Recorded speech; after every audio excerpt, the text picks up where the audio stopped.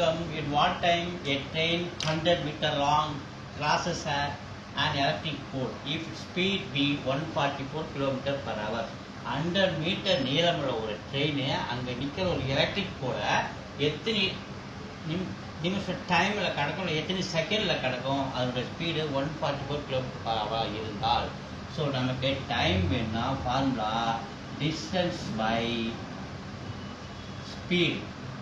So என்னென்ன கொடுத்துருக்காங்க, distance கொடுத்துருக்காங்க 100 மீட்டர், ஸ்பீடு கொடுத்துருக்காங்க 144 km per hour. கவனிங்க, 144 km per hour நம்ம மீட்டர் பை செகண்டாக மாற்றணும். ஏன்னா டிஸ்டன்ஸ் வந்து மீட்டரில் இருக்குது, அதனால் இந்த கிலோமீட்டர் பர் ஹவரை நம்ம என்ன பண்ணோம், மீட்டர் பர் செகண்டாக மாற்றணும்னா 144 × 5/18 மல்டிப்ளை பண்ணணும். 80 டேபிள் எடுத்த 144 8 times 8 5s are 40 metre per second. இதை மாற்றிட்டோம். இப்போ டிஸ்டன்ஸ் 100 மீட்டர், ஸ்பீடு வந்து 40.